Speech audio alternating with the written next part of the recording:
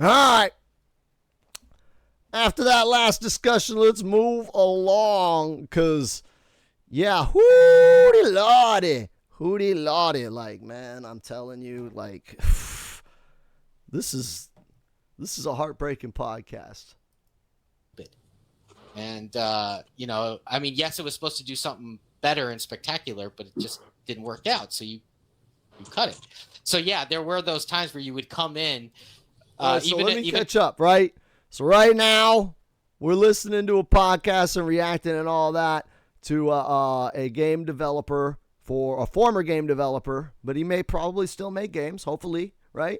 But a former NetherRealm employee that worked there and designed the characters. So far, we have parsed that he has designed for MK1, Nitara, Rico, Shao Kahn, Baraka, and I think there was one more. But he, in MK11, designed Scarlet, which is another character I really enjoyed playing. Like, holy crap, I wish this guy still worked at NetherRealm. I seem to enjoy playing all the characters he makes. So that's where we're at right now. We're listening to him kind of break down what it's like working at NetherRealm, and we're at the process where he's discussing Scarlet and some frustrations he had in trying to make that character. Just make the character and put it in the game.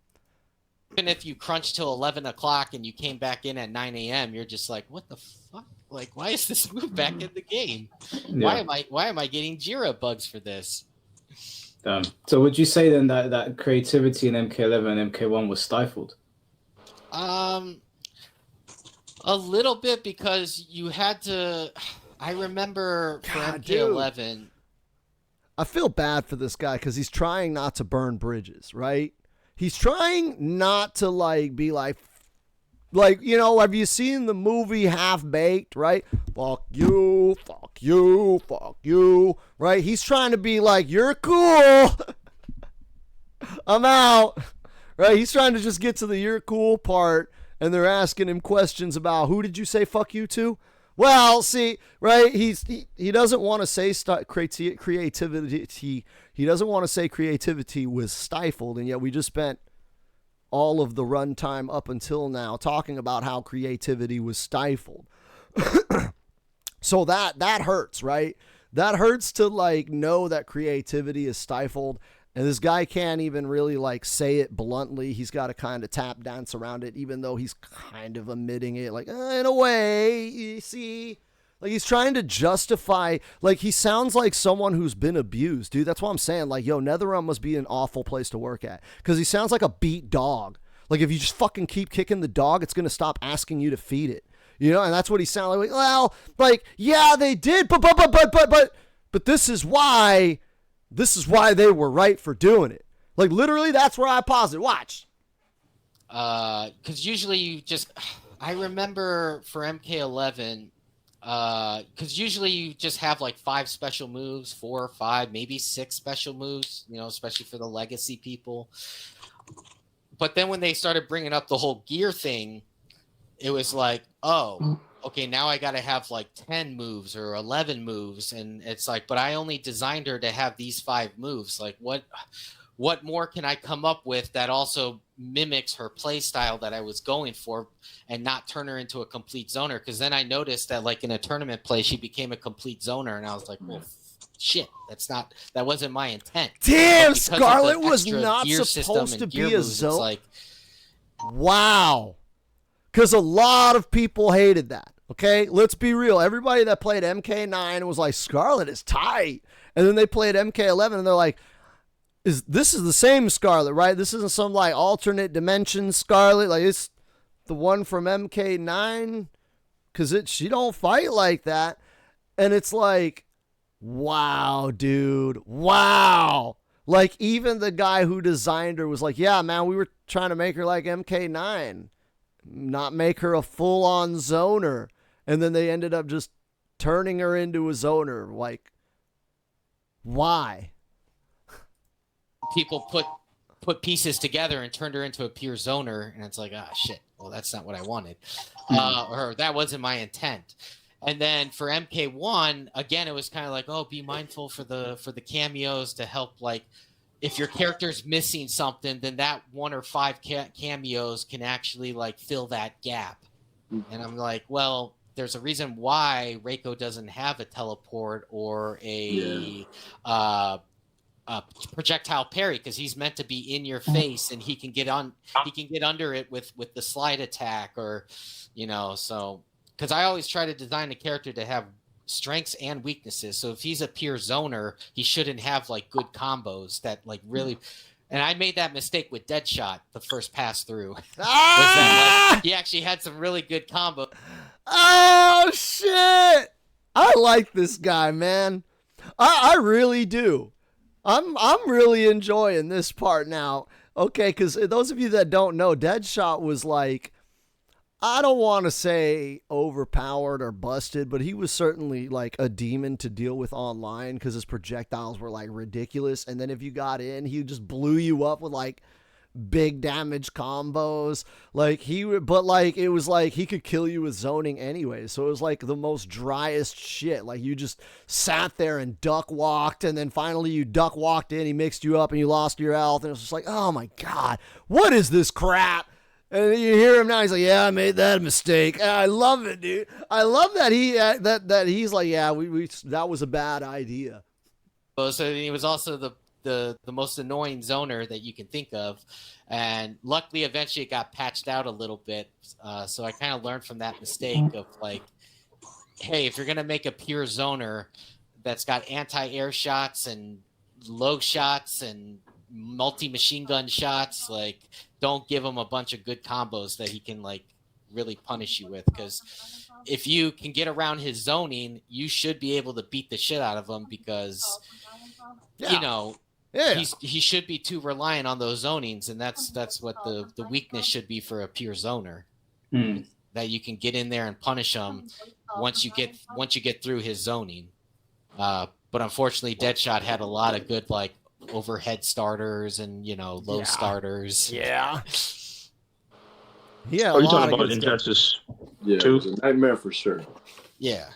I'm just saying that like you design the character as you see fit that can work within the systems, but then at the same time you also have to think about your I guess your class or whatever. Are they a brawler? Are they a grappler? Are they so they do use archetypes. If they are a zoner, what are the weaknesses in their moveset? That's interesting that they kind of they go with archetypes like that.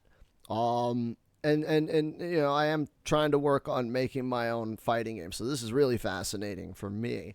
Because in designing my roster, I started with Street Fighter 2. In that it's like, Street Fighter 2 kind of has everything. Like you got a grappler, you got a zoner, you got, defense, you got a turtle, you have the Ryu, and then you have the Ken, and those are archetypes that matter. You have the jack of all trades character that does everything, and then you have like their counter, more aggressive rival, because, you have the defensive and the offensive take of the basic, the basic tools in the game. And then you got the long range, you got the grappler whose whole job is to punish you for blocking, so yeah, like all those archetypes. So it's interesting to hear NetherRealm's own designers say that they start with those archetypes rather than starting like the other way of like, like say you were designing, like a character from another franchise, right? Like, oh yeah, well, this character, like they wouldn't design Superman as a fighting game character, right? They wouldn't sit there and say, and then he's got eye lasers, and then he can breathe frosty breath, and he can fly, and then so like, like they're sitting there and looking like, okay, so he's a long range character, so like how do we make the long range character work? I like that. It does give me some faith in the process, or at least that they're starting with an intelligent base. But at the same time, you also don't want to make a really weak character that nobody's going to pick them in tournament or online or anything like that. Because they also have those matrix of like, oh, look how many hours or how many people chose this character in online mode or invasion mode or whatever. So. Can I ask you a question? That's important. So they are keeping, and see, this is like, that's one of the reasons why I would love to go to NetherRealm Studios and spend a day there. I wouldn't want to work there. Hell no. But I would love to see their data because they do keep track of like who plays, how many people play what characters are winning. They're watching tournaments, seeing who's doing good in those. So they're paying attention to the data. They probably know, like, and that's why it's funny to see them interact with like Twitter, because people on Twitter bitch and complain. They're like, oh my God, Scorpion is busted. He's the best character in the game. Right? Meanwhile, at NetherRealm, they're like, actually, nah, like 4 dudes are doing really, really good with him, and like pretty much no one else can do that. I don't know. Something about those dudes, you know? Like they're probably looking and being like, yeah, everybody's like bitching about Raiden being OP, but like no one's really playing Raiden. Like we're looking and like nobody's playing Raiden, and the people that aren't doing very well. It's just like at this tournament, everybody picked Raiden. Like, you know, like they're looking at that harsh data and having to like, clearly they're not, you know, parsing it together the way we would. Because I would look at that and be like, at the tournament, they were all picking Raiden. That's the problem. Because those people that are bad, they're going to watch YouTube videos from those people that played Raiden. And now everybody's going to be playing Raiden. Okay? So like, I would be looking at that more than that, but I also don't necessarily think they should take tournament results and pro play. They should not take pro player input at all.